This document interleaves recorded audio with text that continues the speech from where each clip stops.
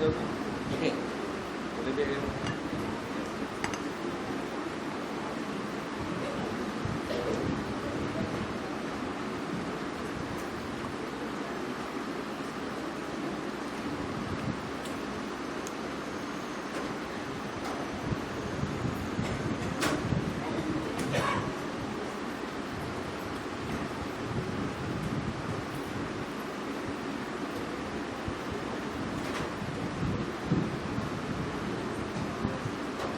Assalamualaikum warahmatullahi wabarakatuh.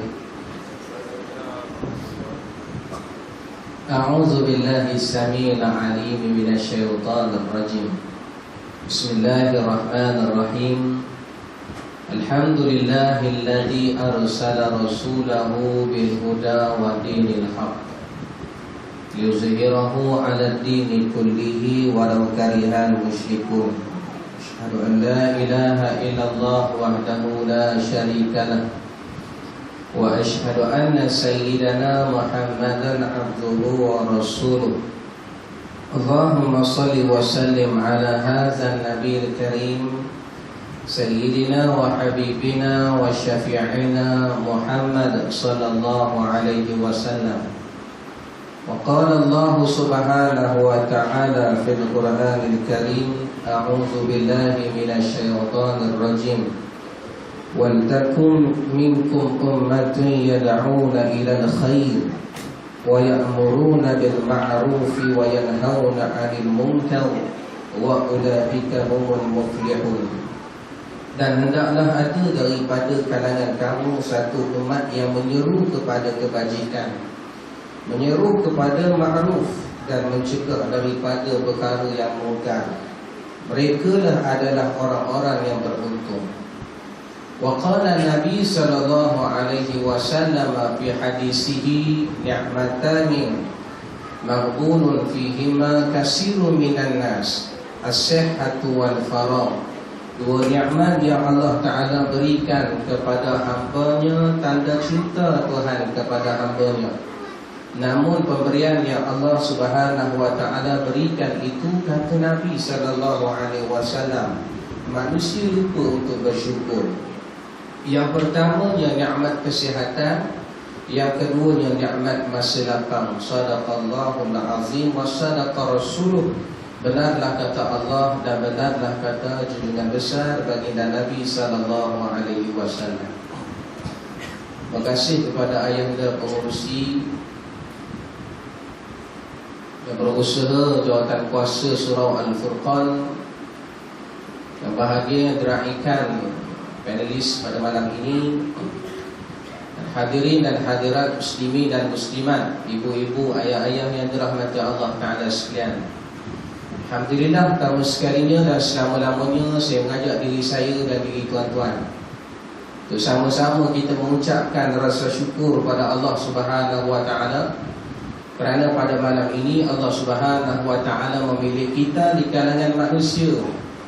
Walaupun kita tahu satu Ahad ni tuan-tuan masih lagi ada sisa baki jamuan hari raya tuan-tuan.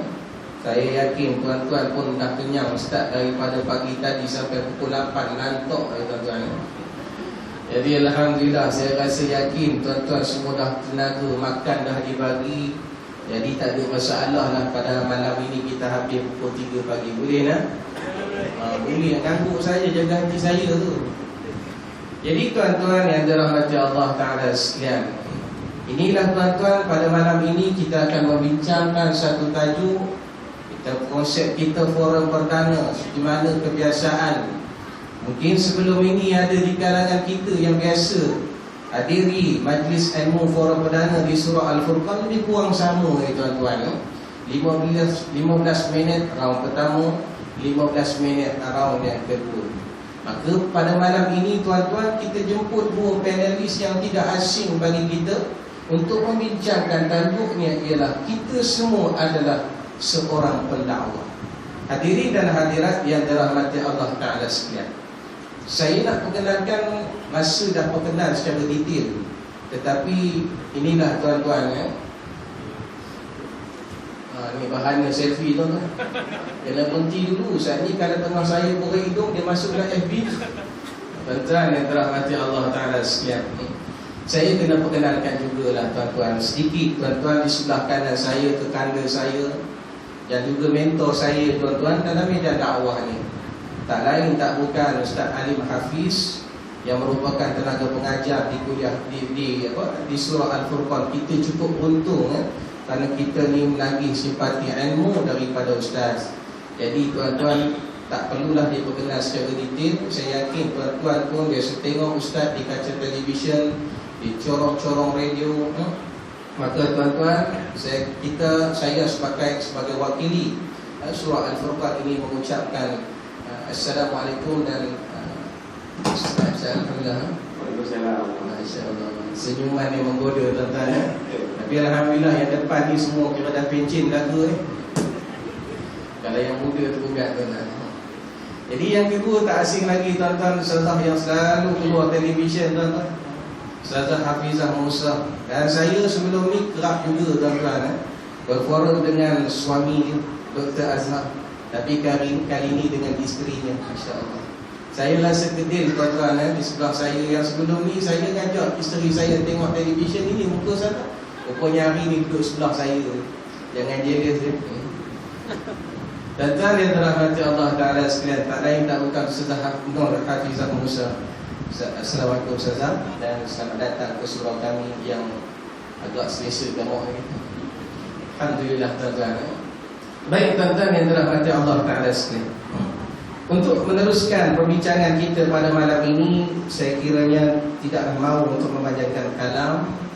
Jadi bila sebut tentang dakwah ini pastinya tuan-tuan, kita manusia ni terlibat dalam kerja-kerja usaha dakwah ini. Jadi untuk yang pertama sekali saya serahkan kepada Ustaz berkenaan apakah yang dimaksudkan dengan pengertian dakwah di dalam Islam. Ustaz, falyatafaddal mashkur. Bismillahirrahmanirrahim. Assalamualaikum warahmatullahi wabarakatuh. Apa khabar semua? Ya, selamat raya. Walaupun raya dah habis, bolehlah orang Malaysia ni rayanya sampai 35 hari kan. Hari sampai lagi Syawal. Syawal dia 33. Alhamdulillah. Alhamdulillah nahmaduhu wa nasta'inuhu wa nastahdihi wa nastaghfiruh wa na'udzu billahi min shururi anfusina wa min sayyiati a'malina. Man yahdihillahu fala mudilla lahu wa man yudlil fala hadiya lahu. Asyhadu wa asyhadu an la ilaha illallah wa anna Muhammadan abduhu wa rasuluh.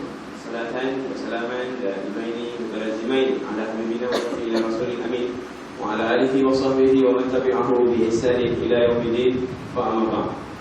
Terima kasih kepada tuan moderator kita Ustaz Jalil yang begitu handsome pada malam ini, yang saya tengok dekat gambar.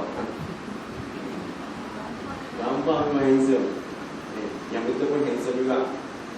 Tapi saya nak pujilah yang buat apa nama poster ni kan. Sebab semua jadi flawless. Saya pun jadi flawless. Ustazah Hafizah Musa tak tahu gambar tahun berapa kan. Mungkin tahun depan kot. Saya tak tahulah. Jadi tu terasa teruja kan. Saya dah lama juga kali terakhir saya buat di sini masa bulan Ramadan, awal Ramadan lepas. Jadi alhamdulillah kembali semua bertemu dengan tuan-tuan puan, dan mudah-mudahan ukhuwah sesama kita akan terus rapat selama ini. Okey, terima kasih juga kepada tuan pengurusi surau Tuan Haji Harun, dan juga Datuk Kuasa Ayanda Haji Zul, dan juga seluruh yang bertugas menjayakan program pada malam ini, sama ada secara langsung atau tidak langsung. Kembali pada soalan, tajuk kita hari ini ialah kita sebagai pendakwah.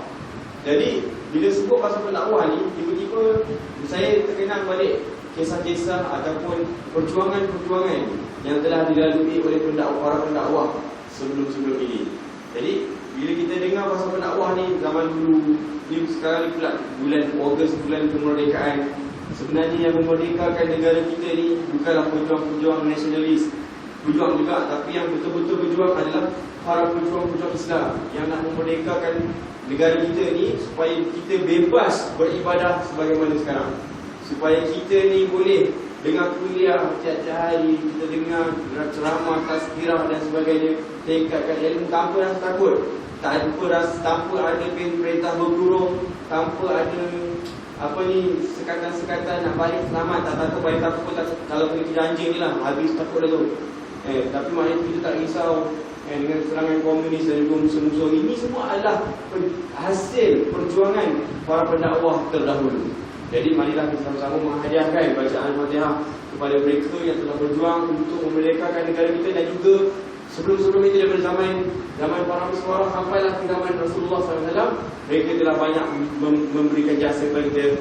Kita hadiahkan dengan bacaan Ummul Kitab Al-Fatihah. A'udzubillahi minasyaitonirrajim. Bismillahirrahmanirrahim. Alhamdulillahirabbil alamin. Arrahmanirrahim. Maliki yaumiddin. Iyyaka na'budu wa iyyaka nasta'in. Ihdinas siratal mustaqim. Siratal ladzina an'amta 'alaihim ghairil maghdubi 'alaihim waladdallin. Amin. Okey. Soalan dia, apa tadi soalan?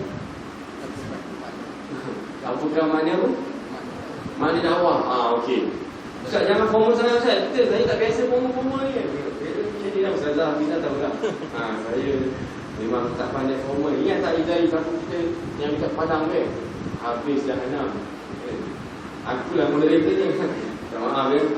Jadi ini saya formal sikitlah sebab tuan moderator formal. Maksud dakwah ni dia berkaitan da'a artinya menyeru ataupun memanggil. Itu maksud dakwah. Okey, jadi sebab tu dalam Al-Quran disebutkan perkataan dakwah lebih kurang 197 kali. Ada kata 198. Tapi saya pun tak kira. Kalau boleh kira lebih kurang hampir 200 lah perkataan dakwah disebut dalam Al-Quran. Menyatakan bahawa, menunjukkan bahawa perkataan dakwah ini sangat penting. Dalam mukadimah tadi pun, pengurusi pun, moderator pun telah menyebutkan bahawa wa takum minkum ummatun yad'una ila al-khair wa ya'muruna bil ma'ruf wa yanhauna 'anil munkar. Jadi itu sebenarnya adalah definisi dakwah itu sendiri. Kalau orang tanya kita dakwah tu apa, senang jawab. Dakwah tu artinya menyeru kepada kebaikan dan mencegah kepada kemungkaran. Itu dakwah. Okey, ada dua elemen. Yang pertama, menyeru kepada kebaikan, al-amru bil ma'ruf. Ada orang salah sebut amal ma'ruf, bukan amal ma'ruf, amar ma'ruf, menyeru atau menyuruh kepada kebaikan. Wan nahyu, nahyu ni apa? Nahyu ni nahi. Tahu tak nahi apa? Tak tengok Hindustan lah tu. Kan Hindustan nahi. Nahi itu maknanya jangan ataupun menidakkan. Jadi maknanya an-nahyu anil wa nahyu anil munkar. Jadi mencegah kepada kemungkaran. Maksudnya kat sini yang saya nak tekankan ialah bila sebut pasal dakwah ini, dia selari dua perkara. Menyeru ke arah kebaikan dan juga mencegah daripada keburukan. Tak boleh kalau dakwah ni ajak orang buat baik je. Ajak buat baik, dia buat baik. Bila orang tu buat jahat, tak tegur. Dibiarkan, tak apalah, dia buat jahat, lantaklah. Yang penting kita ajak dia buat baik. Tak boleh, tempang. Dakwah ini mesti duduk. Tak boleh juga kerjanya marah orang tu. Apa ni tak boleh? Apa ni haram? Apa ni tak betul? Apa ni tak boleh juga. Dia mesti ajak orang ke arah kebaikan. Maknanya dua-dua kena jalan serentak. Kita ajak orang tu buat baik, dalam masa yang sama kita cegah orang itu daripada melakukan kejahatan. Tuan-tuan puan-puan, sidang hadirin hadirat yang macam Allah sekalian, bayangkan seandainya agama kita tidak menyeru kita untuk berdakwah. Bayangkan sampai tak dakwah kepada kita agaknya. Nabi dah lama meninggal dunia. Macam mana kita boleh baca Al-Quran? Tadi tuan imam kita, tuan moderator kita membaca Al-Quran, baca Al-Fatihah dengan bacaan yang sedap, terang, jelas dan nyata. Kita yakin apa yang dia baca tadi sama macam Rasulullah baca, sama. Jadi siapakah yang menyampaikan proses pemindahan ataupun pengajaran ini sampai ke tangan kita? Tidak lain tidak bukan adalah para pendakwah. Jadi inilah saya nak sebutkan, sebenarnya memang tajuk malam ini memang best. Kita semua adalah pendakwah. Jadi saya nak betulkan persepsi, lantaklah aku ke ustaz, lantaklah aku ke ustazah, lantaklah aku bukan haji, aku tak pernah pergi umrah pun tak sampai lagi, nak dakwah macam mana? Tak ada. Kita semua adalah pendakwah. Jadi tanggungjawab untuk menyampaikan mesej Islam itu berpijak di atas bahu kita. Saya nak bagi perumpamaan yang dibuat oleh Imam Hasan Al-Banna. Pada hari Imam Hasan Al-Banna telah menyatakan bahawa kalaulah dua orang sedang minum arak, Contoh lah. Ini contoh. Saya dengan moderator kita duduk pantai minum arak. Contohlah, Alhamdulillah. Jadi kewajipan dia yang sedang minum arak, saya pun sedang minum arak. Kewajipan untuk menegur dia, mencegah kemungkaran, itu masih terpundak di atas bahu saya, walaupun saya pun tengah minum arak. Ibarat kata macam itu. Faham tak? Maknanya dua orang pergi mencuri, nak meropak ni, dia kena cakap, kau tahu tak mencuri itu dosa? Tahu? Kau pun sama juga, kau pun mencuri tak? Jadi maknanya sama-sama nak pergi mencuri pun dia kena wajib untuk sampaikan mesej dakwah itu sendiri. Apatah lagi kalau setakat ada orang dia kata, saya tak nak dakwah lah ustaz, saya ni ilmu tak ada, saya ni amalan pun kurang. Kalau perempuan saya pun pakai tudung pun tak betul. Kalau lelaki aku main bola pun pakai seluar pendek. Macam mana nak dakwah kepada orang? Tetap dia wajib untuk menyampaikan dakwah, tak kisah. Dan kita pula apabila mendengar dakwah daripada orang lain, kita kata, kau sama je lah, ada hati nak tegur aku, kau main lagi. Tak boleh. Kita sebagai orang yang didakwahkan pun, kita kena menerima dengan hati yang lapang. Walaupun dia cakap tu tak suka bikin, tapi sekurang-kurangnya ada mesej yang baik untuk sampaikan. Sebab tu Sayyidina Umar, kalau saya tak salah, Ustazah betulkan saya, unzur ila ma qala wala tanzur ila man qala. Kamu kena tengok apa yang diperkatakan, jangan tengok siapa yang berkata. Ulang balik. Kamu perlu tengok apa yang diperkatakan, bukan tengok siapa yang berkata. Jadi kadang-kadang bila kita dapat nasihat, sudah itu, orang asyik cakap tak suruh bikin, yang lain kita marah kan. Nasihat aku pun tak betul. Macam kita macam anak dia lain. Tak apa, it's okay. Kalau dia bagi benda tu bagus, kalau benda tu bermanfaat, kalau benda tu memang betul, kita terima. Walaupun yang cakap tu tak betul, it's okay, no problem. Okey. Jadi sebagai mukadimah yang akhir ni saya nak sebutkan betapa dalam satu hadis Nabi, adal al khair kafa'ilihi. Boleh tak kita sama-sama ulang hadis ni? Adal al khairi kafa'ilihi. Senang boleh hafal ni. Hadis ni senang ni, pendek ni. Saya potong habis pendek ni. Ini kalau tak payah hafal juga. Banyak makan semut ni. Kerengga ke apa tu kan. Orang Perak kata apa? Benar. Benar. Orang Perak lah. Saya orang Johor tak panggil benar. Okey. Adal alal khair kafa'ilihi ataupun adalu alal khairi kafa'ilihi. Maksudnya apa? Siapa yang mengajar ataupun memberitahu ataupun menunjukkan kepada sesuatu yang baik, maka kita akan dapat pahala sama macam orang buat. Contoh senang saya bagi contoh. Saya rasa saya pernah bagi juga kat surau ni. Contoh, saya ajar anak saya solat.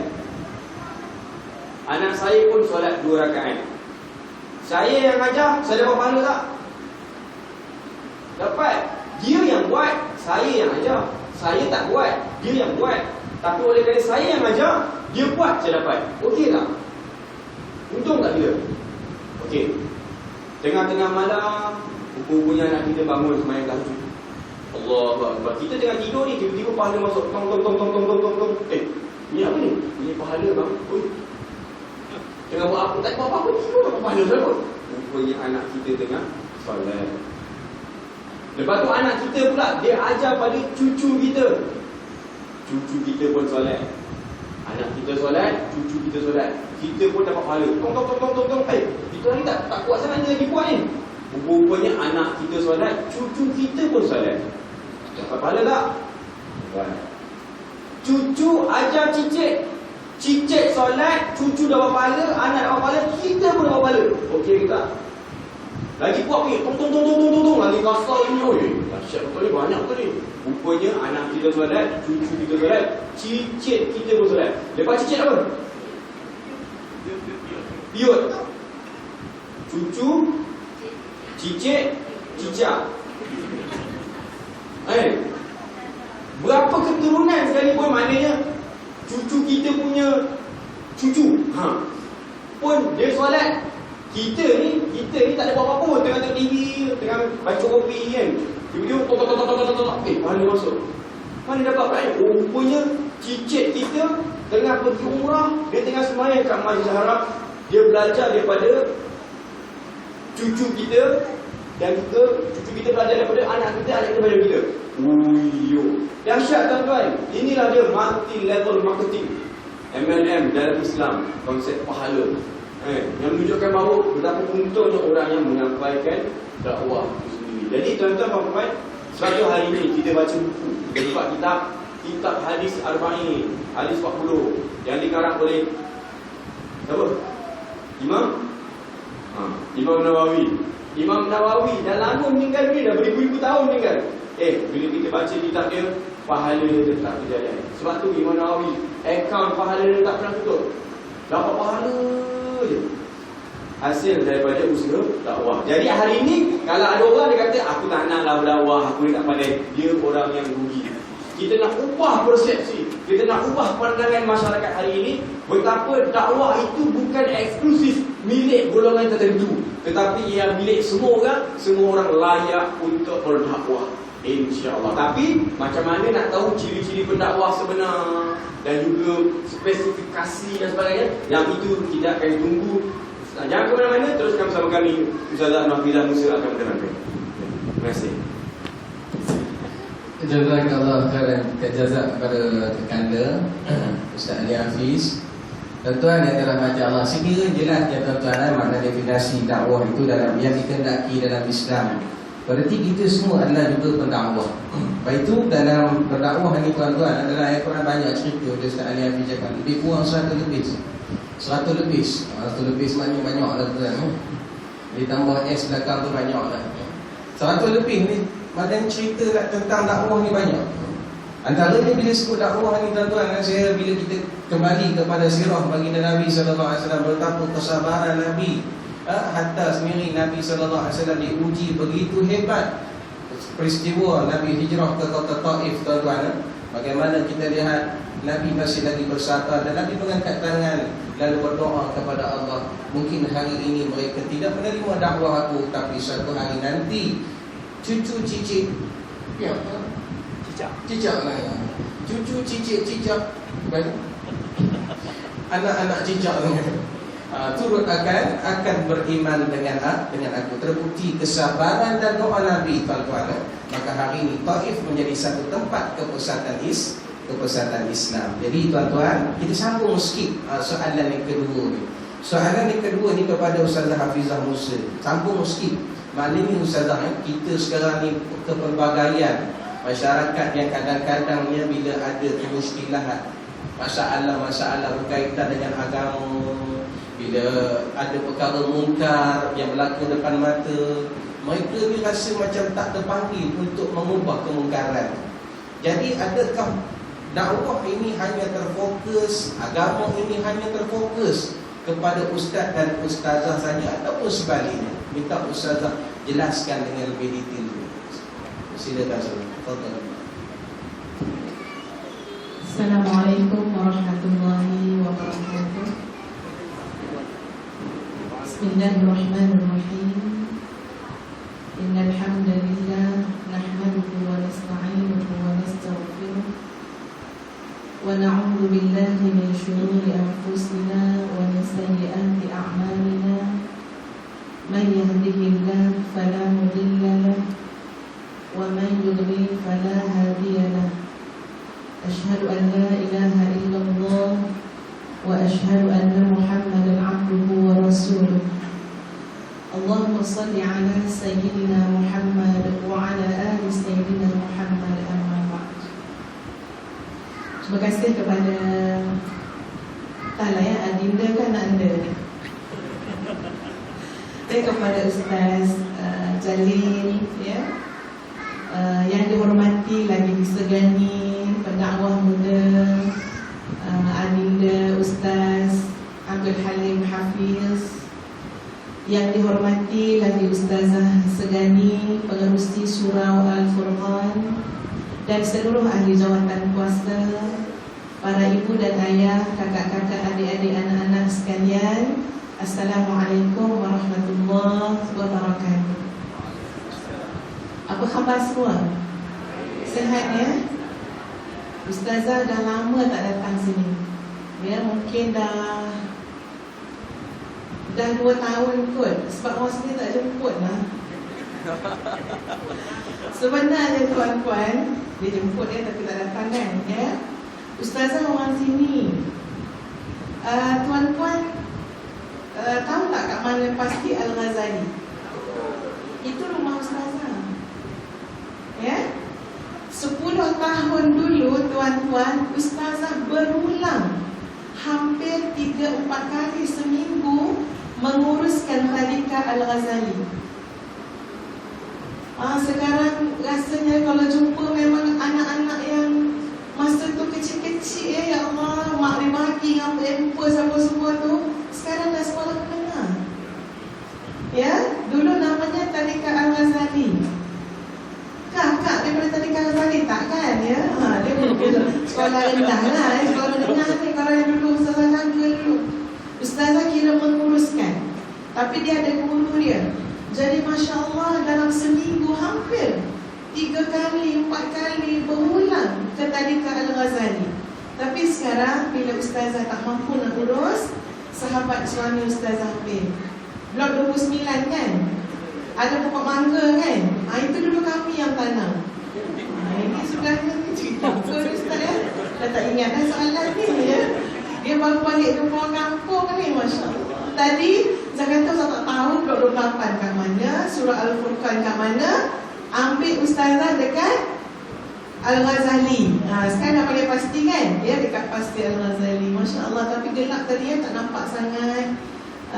Dan tengok dah 2 tahun hampir tak jenguk pun ya, rumah sendiri. Dan Alhamdulillah hari ini jadi sebab bersama ustazah datang nak bandingkan 10 tahun lepas. Bandar Tasik Puteri dan Green Valley Park ini sudah jauh berbeza. Ya, syukur pada Allah Dulu ya Allah, ustazah peneroka lah dulu. Dia dekat sini tahulah macam mana kesukaran dia. Nak cik kedai pun tak jumpa. Ya. Dan Alhamdulillah sekarang dah Masya Allah besar meriah dekat sini. Ramai orang. Nak surau ni tengoklah beribu-ribu ni punya ramai orang kat Tasik Puteri. Dia Green Valley Park. Syukur pada Allah. Jadi oleh kerana seronok sangat jumpa tuan-puan orang kampung kita kan, nak bagi satu pantun lah ya. Ada orang Terengganu tak kat sini? Ada orang Kelantan ada? Bolehlah Terengganu Kelantan pantun dia berbunyi, nasi daging, nasi kerabu, tuan-puan I love you. Ya, Alhamdulillah, syukur pada Allah. Ustazah pun sama juga terima kasihlah gambar tu itu gambar anak 2. Sekarang tuan yang datang ni anak 8 ya. Nak sabarlah Ustaz ya. Ustaz Alim pun tengok anak 8 tu macam mana, takut orang ingat dia kandung besok ya. Tuan-puan sekalian, Alhamdulillah, syukur pada Allah pertemuan ini. Ini macam ialah bukanlah formal sangat tadi kata Ustaz kan. Kita nak borak-borak, nak bincang-bincang ya, memenuhi masa kita yang ada. Kalau tak pun sekarang nak buat apa? Baca Quran. Oh, baik orang sini ya. Kadang-kadang mungkin tengah tengok TV, tengah ada dekat apa? Kedai kopi ya. Tak tahu. Jadi Alhamdulillah malam ini Allah letakkan kita di tempat yang baik. Mudah-mudahan mendengar yang baik, bertemu juga dengan ini sekalian orang-orang yang baik. Alhamdulillah. Jadi kembali kepada soalan yang menyebut tentang dakwah ya. Tuan-puan, ustazah nak ambil satu ayat daripada surah Fussilat. Ayat itu penting sekali bagi para pendakwah. Pendakwah bukan ustazah semata-mata. Ya, tuan-puan, adik kakak semua juga memegang tanggungjawab dakwah tersebut. Ikut pada kemampuan masing-masing. Tapi kemampuan tu jangan dikecilkan. La yukallifullahu nafsan illa wus'aha. Allah tak bebankan seseorang kecuali pada kemampuan dia. Dan percayalah kemampuan tu luas. Allah menolong orang-orang yang berbuat baik. Ambil ayat surah Fussilat. A'udzu billahi minasyaitonir rajim. Wa man ahsanu qawlan mimman da'a ila Allah wa 'amila shalihan wa qala innani minal muslimin. Siapakah lagi yang lebih baik perkataannya? Siapakah lagi yang lebih baik perkataannya nak dibandingkan dengan orang yang menyeru, mengajak kepada jalan Allah, dan dia berkata, sesungguhnya aku adalah dari kalangan orang-orang Islam ataupun menyerah diri kepada Allah. Tengok tuan-tuan, Allah umpama bertanya, siapa yang paling baik perkataannya? Ustazah nak tanya muslimat dulu, akak-akak, ya, adik kakak lah, ya. Ustazah ni pun tua juga lah ni, ya, masa muda, ya. Dalam sehari berapa patah perkataan tuan-tuan bercakap? Ambil yang puan ni, berapa patah perkataan cakap? Ratus tak? Ada tak suaminya kat sini? Baik, tanya suaminya lah. Dia kata 100. Betul ke 100 perkataan sehari? Tuan-puan dah ada orang kaji anak, dah ada orang kaji dah. Ni kita ada ramai researcher dan dia berminat nak kaji. Dalam sehari berapa banyak wanita bercakap? Berapa Ustaz Alim? Ustaz Alim untung isterinya pendiam. Ya, takut Ustaz Alim memang yang cakap ni, ya. Kata pengkaji itu tuan-puan, paling kurang seorang wanita bercakap 5,000 patah perkataan sehari. Takut akak cakap sikit ke Zaza, ya. Dia tak kaji Tasik Puteri, ya. Kalau kaji Green Valley 428 ganda 3, 20,000 patah perkataan, pok-pek sehari. Ingat apa Allah kata, siapa yang lebih baik perkataan yang tua dan muda? Nak buat apa 5,000 patah perkataan sehari, 10,000 patah perkataan sehari, tapi semuanya di sisi Allah ke laut. Tak boleh bawa ke akhirat. Dia tak boleh pakai apa dia cakap. Orang pun tak suka, Tuhan apatah lagi. Nak buat apa? 5,000 patah perkataan, dalamnya bergosip, dalamnya mengumpat. Bukan orang sini, orang tempat lain, ya. Tengok marah, ikut ustazah tu kan, ya. Manalah ustazah ni tahu aku suka ngumpat dia. Tahu, ya. Tuan-puan sekalian, kalaulah 5,000 patah perkataan, 10,000 tak ada nilai di sisi Allah, alangkah ruginya kita menggunakan nikmat lisan dan suara.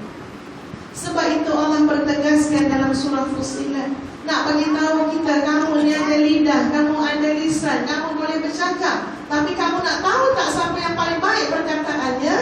Itulah dia orang yang menyeru ke jalan Allah. Jalan Allah.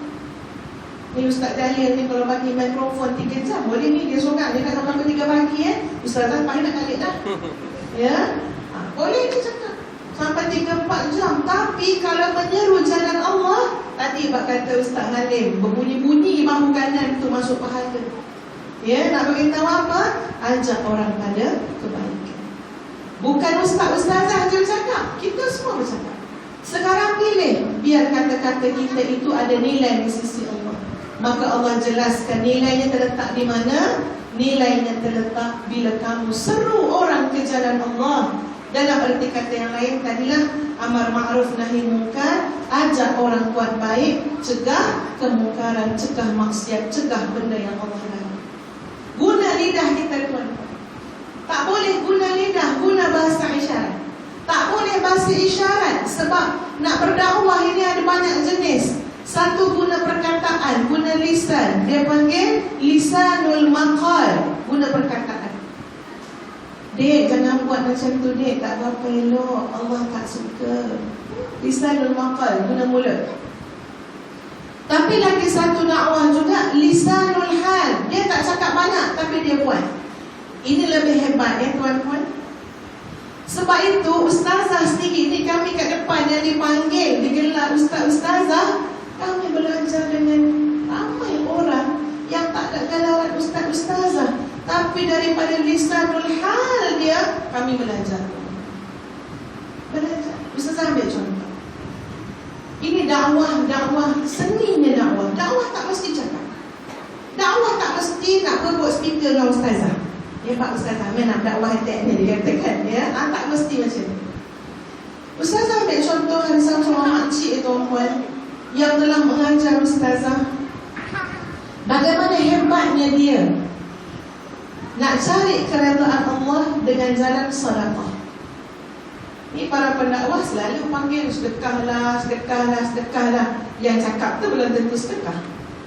Tapi ala kulli hal dia dah cakap dia dapat pahala juga ya, sebab dia ajak orang kepada kebaikan. Tapi dia ada seorang makcik tuan-tuan. Makcik ni dia ikut ustazah pergi kemara rohani di Bandung, Jakarta. Okey, lepas tu memanglah namanya kemara rohani, tapi dalam tu ada juga shopping. Ya. Walaupun kemara rohani tak laki yang mulai aja, ya dah sampai ke Bandung, takkan tak pergi pasar baru. Jadi pergilah ke pasar tempat orang selalu shopping lah. Memang tu naik tangga orang Malaysia ada pun. Ya. Jadi kan muslimin muslimat, ustazah kesian tengok makcik tu. Sebab dia tak membeli. Kan kita kan kalau orang tak membeli kita kesian kan? Kenapa? Ya kita kesian. Dalam hati tu kan, ya Allah kenapa ya makcik tak beli apa-apa? Dia tak ada duit kan? Ya ustazah ni tersebut tak kena ni bawa orang tak memilih ni. Sebab ustazah dah kiri kanan dah. Ya, lepas tu ada seorang lagi orang sana dah suruh bawa barang ustazah dah banyak dah. Jadi kan, makcik tak ada duit agak ni. Ustazah dekat kan dia. Kata dengan dia, Kak, tak adalah panggil makcik dia. Makcik tak suka panggil makcik, panggil Kak. Ya, biar mental muda. Ya, Kak, belilah Kak apa-apa usah belanja. Ya, tak apa ustazah, tak apa. Jadi tak adalah beli apa-apa pun. Kemudian bila dia tahu ustazah dengan suami nak buka mahat tahfiz, ya, pendek cerita lah tuan-puan, ringkas cerita, dia datang naik Volvo lama.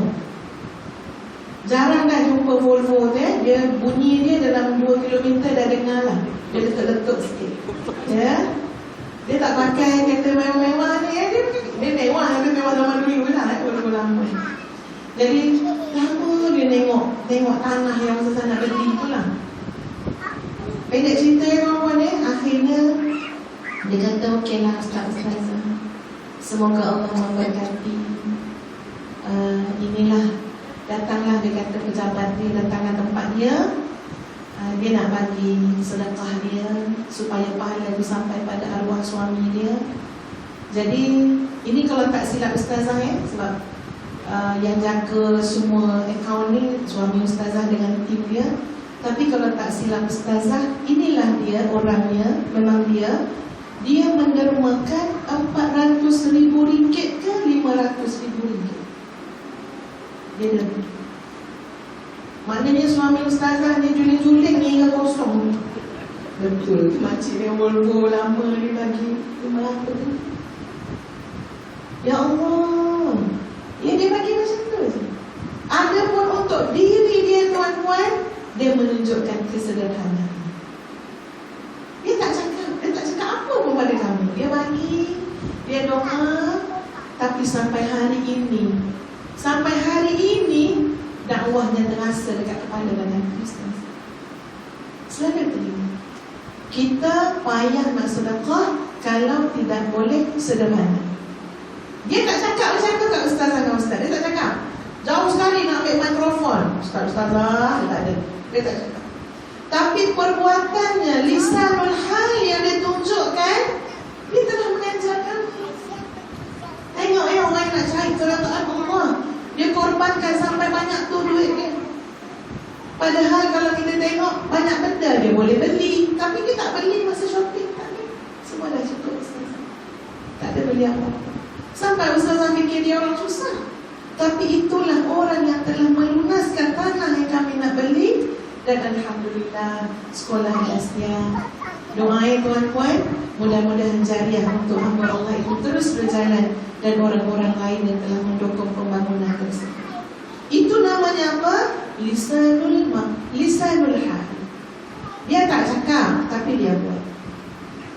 Ini keluasan dakwah itu kita boleh ambil apa mana. Oh, saya tak pandai bercakap lah ustazah. Apa? Buat yang terbaik, tunjuk yang terbaik. Jadi kurma hasanah. Tuan-tuan tahu apa yang paling susah dalam mendidik anak? Kan kita nak suruh anak jadi baik, nak suruh isteri jadi baik, nak suruh suami jadi baik. Yang paling susah apa? Yang paling susah ketika kita dilengkehkan oleh mad'u kita tadi, kerana lisanul hal kita tak mencerminkan lisanul maqal. Perbuatan kita tak cerminkan apa yang kita cakap. Kalau dia remeh, mak tu, dia cakap, dia pandai. Kalau dia mula cakap macam tu, payahlah nak dakwah. Tapi kalau tak pandai cakap pun, tapi tunjuk qudwah hasanah, Masya Allah. Sebab itu hari ni nak bentuk anak kita baca Quran, dah lah penat dah cakap dengan mulut. Betul kan? Dah penat cakap dengan mulut. Sekarang nak cakap dengan apa? Perbuatan. Biar kita ambil Quran, biar anak asal nampak amak, tak nampak ibu dia, Quran kat tangan, tengah baca Quran. Asal pandang abah, abah tengah baca Quran. Ingat, ada time abah baca Quran. Oh, tanya tak ada ganggu, ada time mak baca Quran. Kalau sampai begitulah dakwah bilhal, insya-Allah memberi kesan kepada orang tua. Jadi tuan-tuan, alangkah enak dan indahnya tawaran yang Allah bagi. Kamu akan dapat pahala bercakap yang paling Allah redha ketika mana kamu berdakwah. Tak kira lah dalam bentuk yang Ustazah sebutkan tadi, lisanul hal ataupun lisanul maqal. Apapun tuan-puan, sebelum Ustazah berhenti, ya, Ustazah memang nak bagi Ustaz Halim cakap banyak. Dia orang muda, ya, kita orang tua-tua dia kena cakap sikit. Dah 5,000 dah habis dah siang tadi, 5,000 patah perkataan. Tambah lagi malam, ya, berapa puluh ribu saya cakap tadi, ya. Tuan-puan, apapun, bila kita jadi pendakwah, kena ada sifat-sifat dia. Kita nak tegur suami, kena ada sifat ciri kita. Kita nak tegur isteri, kena ada sifat dia. Ustazah nak ambil banyak-banyak sifat dia, banyak sifat dia. Nanti kita bagi Ustaz Halim cerita, Ustazah ambil satu je. Antara yang cepat, cepat menyebabkan dakwah kita berkesan, namanya ialah tawadhu. Rendah hati ke rendah diri, Ustaz? Rendah diri lah. Bukan menghina diri, ya, tapi rendah diri. Kadang-kadang puan nasihat suami tak masuk pun nantinya. Ya, sebaliknya dia kata tak cukup-cukup ke ceramah kat surah Furqan, nak sambung pula kat rumah, ya. Contohnya lah, ya. Jadi dia kena ada kuncinya, tuan-tuan, namanya tawadhu. Biar kita ini meletakkan, hari ni kita mungkin salah, dia betul. Esok dia pula salah, kita betul. Sebenarnya sama-sama je. Okeylah, saya pendekkan cerita macam ni lah.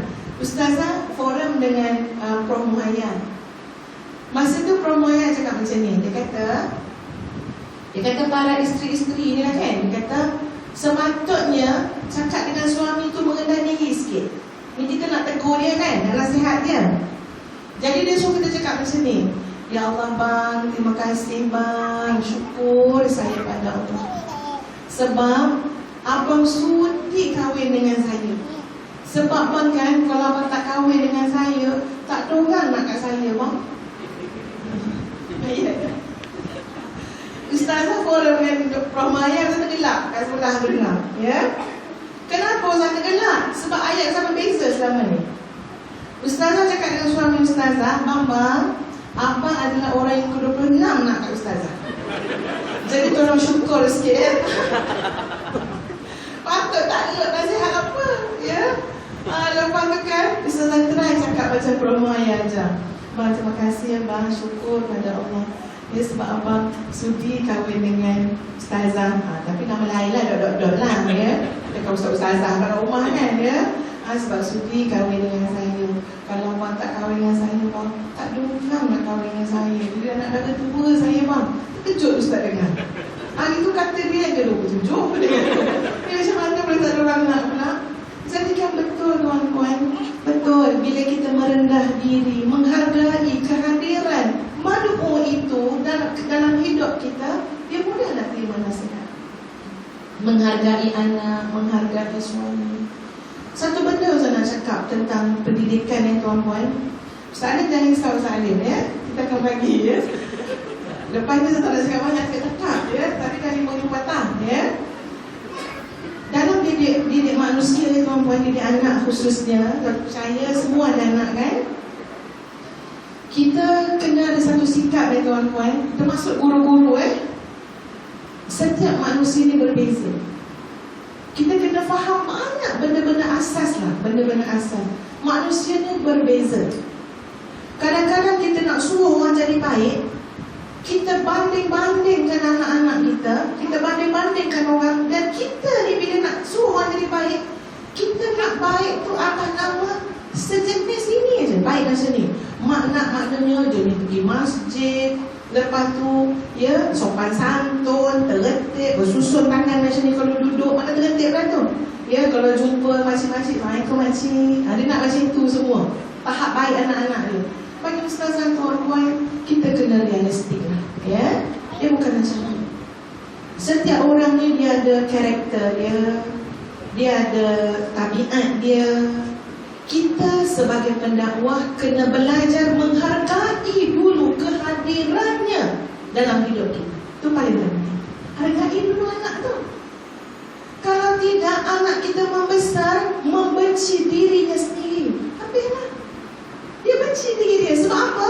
Mak ayah dia punya approach dakwah, approach nasihat pendidikan, asyik salahkan anak. Imam menyapa betul dalam bangunan ni, tak tengok ke bangunan tu sikit punya rajin. Satu hari nanti anak kita tanpa kita sedar membenci diri dia sendiri. Cuba kita buat dengan rasa rendah hati tadi, dengan tawaduk, dengan ilmu yang kita semua ada. Kita bawa anak kita untuk menghargai kewujudannya di atas muka bumi. Takkanlah tak ada pada mana kita satu benda baik yang kita boleh tengok. Takkan tak ada. Tak ada ustazah lelaki saya semua buruk dah tu. Macam tu ke mesti? Mesti ada baik dia. Ya paling tidak dia bagi kita makan nasi kan, dia bawa balik duit sikit sebanyak nafkah. Mesti ada baik dia tuan-puan. Paling tidak dia nampak banyak sampah-sampah pokok tu kan daun gantung, dia tolong sapu. Pasti ada baik dia. Seorang pendakwah yang baik, dia carilah dulu kebaikan yang ada pada mad'unya dan hargai dia. Itu bermakna dia mendidik mad'u dia untuk menghargai kewujudannya di atas muka bumi. Ya, ustazah dah bertemu tuan-puan dengan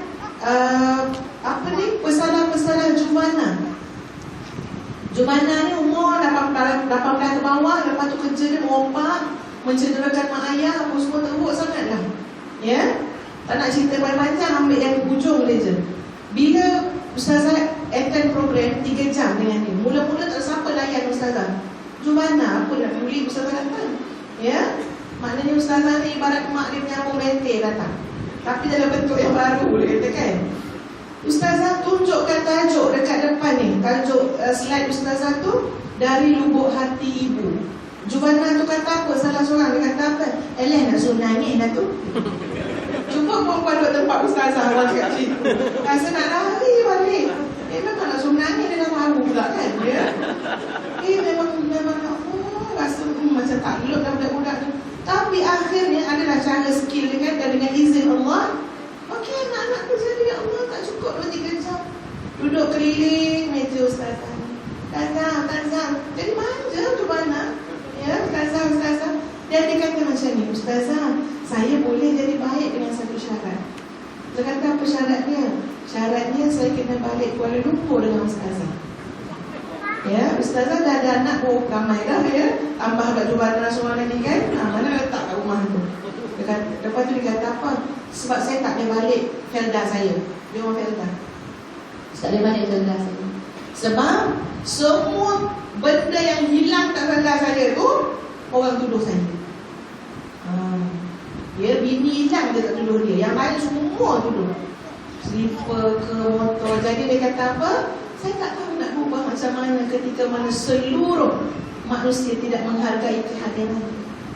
Tak dapat tengok walau sikit pun sudut baik yang dia ada. Jadi maknanya tuan-puan, bila kita dah tahu tanggungjawab dakwah ini tanggungjawab bersama, pastilah dia menuntut kita semua untuk cari ilmu supaya dakwah kita itu memberikan kesan kepada orang yang kita dakwahkan. Sekian, wallahu a'lam. Assalamualaikum warahmatullahi wabarakatuh. Waalaikumsalam warahmatullahi wabarakatuh. Terima kasih kepada Ustazah. Kerana sekiranya perbincangan kita semakin menarik. Kita masih lagi ada lagi 2 soalan yang saya harapkan tuan-tuan dan puan-puan boleh beri perhatian. Dan alhamdulillah banyak yang ustazah sentuh tadi berkenaan dengan maknanya kita secara tidak langsung ya tuan-tuan dan ibu-ibu terlibat dalam usaha menangani masalah perkara mungkar terutamanya. Baik itu Allah Subhanahu wa taala menyebut dalam surah An-Nahl ayat 125. Allah Taala sebut apa? A'udzubillahi minasyaitonir rajim. Ud'u ila sabili rabbika bil hikmah wal mau'izatil hasanah ila akhir ayat. Serulah manusia ke jalan Tuhanmu dengan cara hikmah dan pelajaran yang baik, dan bantahlah mereka dengan cara yang lebih baik. Berarti apa tuan-tuan? Berarti kita kalau nak menegur pasti dengan hikmah. Kalau suami, dia kena ada sifat tawadhu'nya. Kalau isteri, cara nak ketaatan dia agar tidak terguris perasaan para suami. Allahu Akbar. Indahnya Islam tuan-tuan. Jadi hadirin dan hadirat yang dirahmati Allah Ta'ala sekalian, kita teruslah terusnya ialah pastinya hari ini kita melihat kepelbagaian dari sudut ujian kepada pendakwah-pendakwah, baik ustaz, ustazah dan kita sendiri dalam satu komuniti masyarakat. Kadang-kadang ustaz ya, kita teruskan apakah cara sebagai seorang pendakwah dalam nak mengatasi keadaan yang hari ini kepelbagaian dari bentuk perkara mungkar? Silakan ustaz. Macam lain je. Jadi rasa dalam WhatsApp kata lain soalan. Kan? Okey, tak apalah lagi. Terima kasih tuan moderator. Ujian berdakwah. Saya sangat gembira. Tadi sebenarnya saya dah cakap dengan moderator, kalau boleh kita ikutlah ustazah. Ustazah dah lama tak datang sini.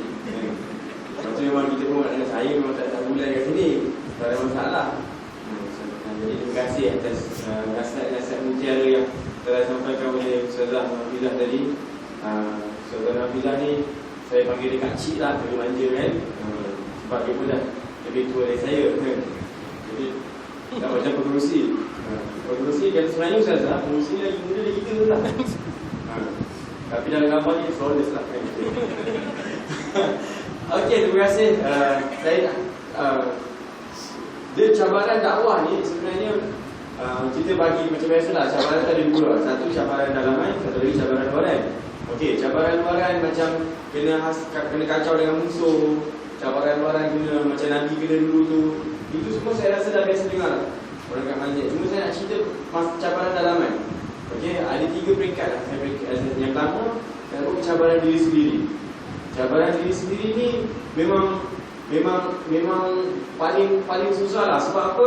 Dalam Al-Quran, dalam surah As-Saff disebutkan bahawa ya ayyuhallazina amanu lima taquluna ma la taf'alun kabura maqtan indallah an taqulu ma la taf'alun. Wahai orang-orang yang beriman, kenapa kamu cakap tapi tak semua bikin? Allah tanya pada kita balik. Kau cakap pandai, cakap kemas, sembang. Nanti orang kata tu sembang kemas. Sembang kemas. Cakap tapi tak semua bikin. Kenapa kamu cakap benda yang kamu tak buat? Kabura maqtan indallah an taqulu ma la taf'alun. Maka akan besarlah kemurkaan Allah bagi mereka yang bercakap tapi tak buat apa yang dia cakap. Jadi ini cabaran. Kadang-kadang kita bagi nasihat pada orang sedar, kau kena macam tu, kau kena macam ni. Tapi hakikatnya diri sendiri pun tak betul. Jadi ini bukanlah menyebabkan kita tak nak berdakwah pada orang lain lah. Macam saya cakap tadi, aku pun tak betul cara nak berdakwah. Tak, ini motivasi. Motivasi pada diri kita. Bila kita dah memberikan dakwah kepada orang lain, kita kena cermin diri kita juga. Hari ni kita ibarat katalah, malam ni JDT lawan Perak. Orang Perak ni orang Perak kan. Saya orang Johor. Kami berlawan malam ni. Okey. Yang bila main bola ni kan, yang main tu berapa orang je? 22 orang je. Tapi yang tukang marah orang, aku main tak betul. Bodoh betul lah. Pakai rasuah tu. Tu contoh kan. Tapi suruh dia main. Aku suruh pada kan. Jadi maknanya memang betul. Hakikatnya macam itulah. Yang tukang komen ramai, Yang tukang kutuk ramai. Tapi maknanya diisti pun tak betul. Jadi inilah cabaran paling utama, iaitu bila kita nak berdakwah pada orang, kita kena tengok diri kita juga. Tapi jangan sampai kerana kita tu, alamak aku ni banyak kelemahan kita pun tak nak berdakwah lah. Tapi berdakwah mengikut kemampuan kita, macam Ustaz cakap tadi, la yukallifullahu nafsan illa wus'aha. Jadi maknanya mengikut kemampuan kita. Kalau cara kita bagi duit. Kalau cara kita sebar flyers. Kalau cara kita dengan cara senyum. Dia tu. Jadi ikut. Kita kena kenal kat mana kekuatan kita yang kita boleh sumbangkan untuk Islam sendiri. Itu yang pertama, cabaran cabaran pertama. Cabaran yang kedua ialah Allah. Tiba lupa dah. Yang pertama, yang kedua ialah orang yang terdekat dengan kita. Cabaran juga ni. Macam Ustaz cakap tadi lah, dengan suami, kadang dengan isteri, kadang dengan anak. Kadang kita ramai, kadang-kadang kita tengok ni cakap keutara ni, ustazah. Tapi anak habis. Anak tak jadi, kadang-kadang tak menjadi. Ni ujian juga ni. Kadang-kadang kita tengok macam lebih menyedihkan lagi. Dalam, saya pernah dulu kat sekolah dulu lah, anak Pak Imam gaduh dengan anak Pak Bilal.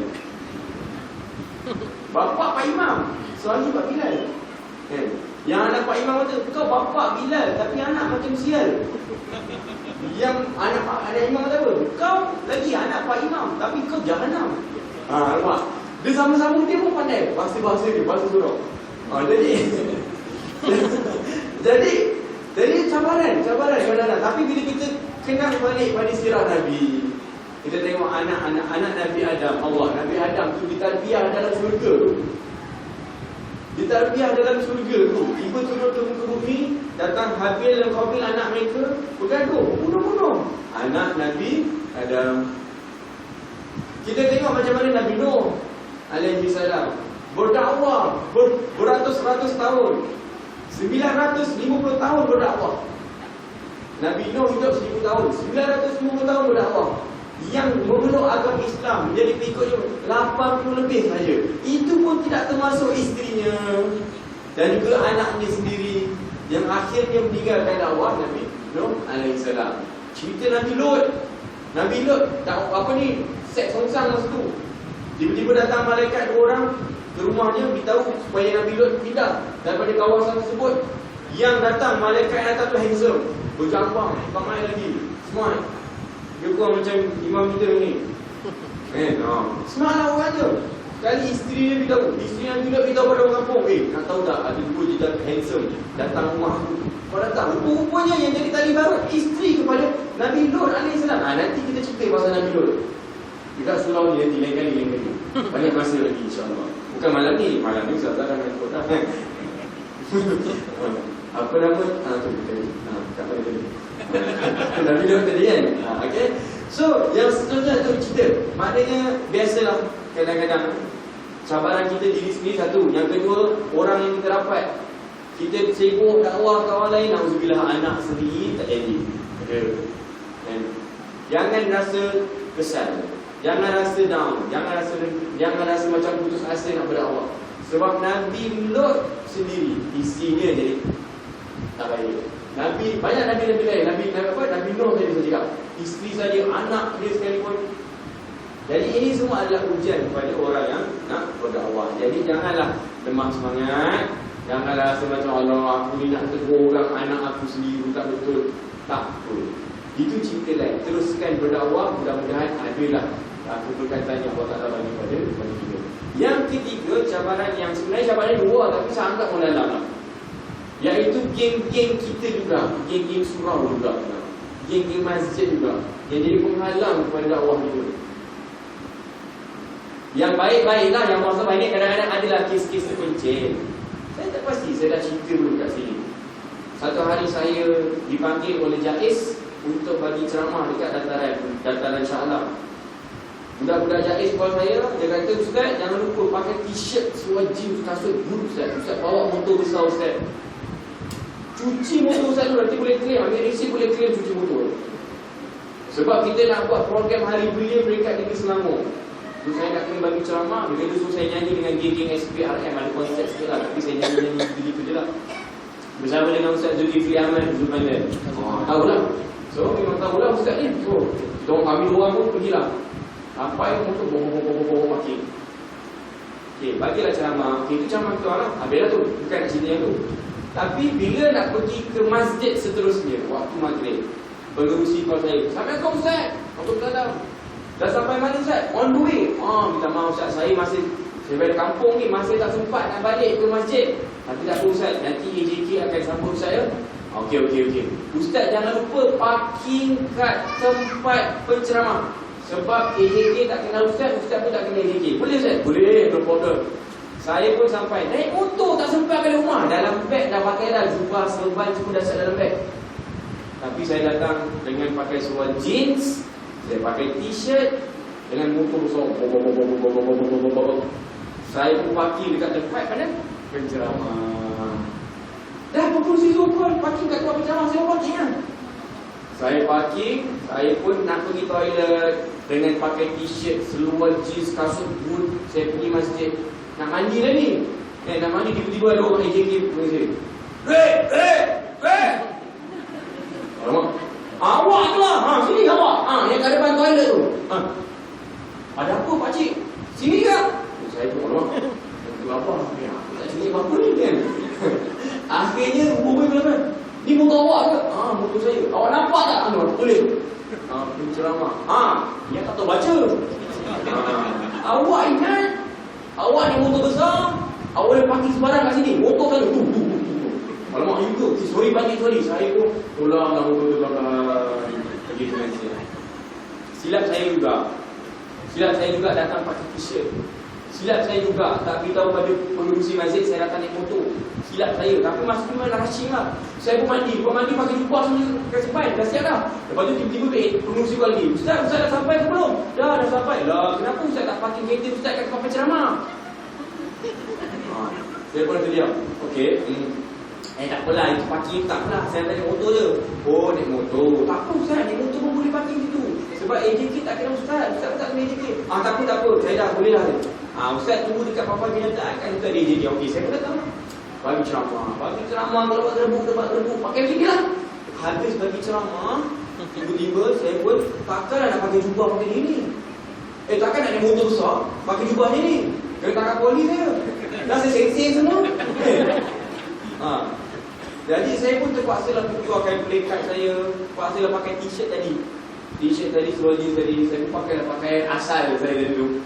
Saya pun pakai pergi ke motor. Tiba-tiba agensi yang dah makan dengan saya dari dulu. Loh Ustaz kau, saya tak tahu. Ya Allah, maafkan saya Ustaz. Saya tak tahu. Tak apa. Bukan aku pakcik pun tak pasal saya pun tak silap saya. Allah, mana punya saya? Mana Ustaz tu saya dah marah tadi budak-budak. Peleset mana? Kutu mana? Kutu juga aku ni. Akhir kata apa macam Allah sekalian. Kadang-kadang itulah saya bukan nak cerita pasal inilah, kadang-kadang kita sama-sama kita. Sebab tu lah Allah Ta'ala firman dalam Quran dalam surah Muhammad. Katanya apa? Al-zillatin 'alal mu'minin wa 'aizatin 'alal kafirin. Kita semua Islam kita kena lembut. Bersangka baik, jangan gaduh, saling berbelahan. Dengan orang kafir ni kita kena agak tegas lah. Azan orang komplain tak boleh. Azan kena azan. Macam tu lah. Ada orang komplain kita ibadah korban darah lembu tu membasahkan kawasan-kawasan dataran dengan darah-darah. Kita cakap sebelum ni kita kena tegas lah ingat agama kita. Tapi kadang-kadang kita ni dengan orang kafir kita lemah lembut. Tak apa, kita kalau nak dakwah. Tapi sama orang Islam kita keras. Kita bergaduh. Jadi saya nak cerita tadi tu, kadang-kadang saya penat bawa belia-belia ni. Kita main macam tadi saya ada dekat Pontian. Saya bawa budak apa ni, ada hari belia negeri Johor. Saya ni ikon belia Johor. Yang main nampak macam ni ikon belia Johor. Satu-satunya ikon belia negeri yang di kalangan ustaz. Saya lah, nak tepuk tangan, tepuk lah. Okey. Jadi tak tahu apa macam Allah sekalian. Jadi bayangkan masa tu, maghrib tu, petang tu, kita orang main bola, main permainan apa semua sekali. Saya cakap jom dek, kita semayang dah buat dah 5.30 ni. Dah lama asal ni tu. Dia kata, alamak bang, tak mahu lah, pakai seluar jeans lah, pakai pakaian yang tak kena lah gitu. Tak yakin lah dengan tak suci ni. Tak apa, boleh ni. Korang macam ni boleh. Jom kita semain sekejap je, 5 minit sampai. Saya pun bawa lah dorang. Bawa dorang ramai pergi ke masjid. Sampai ke masjid, sebab masing-masing ada pakai seluar kantor, ada pakai t-shirt, ada pakai macam-macam lah. Ada orang tua tu tengok, mata dia merunung, dia betul-betul. Ni dari mana ni? Daripada sebelah, ada hari belia. Ni nak buat apa ni? Nak semayang lah. Apa pakaian dia ni? Dia bukan pakaian masjid. Kalau kat Padang boleh lah, kat masjid kena pakai sulung-sulung sikit. Dia marah satu budak tu, awak ni pula pakai t-shirt gambar tengkorak. Dia marah budak tu pakai tengkorak. Saya ni tengok, aduh penat aku ajak budak-budak ni pergi ke masjid. Silap saya juga, tak jumpa pakcik tu. Pakcik paling yang marah budak-budak ni, silap saya tak kenal dia. Tapi itulah, pakcik tu dah ready dah. Dia marah, awak pakai baju tengkorak ni pergi masjid, awaknya ni apa? Budak tu jawab apa tu?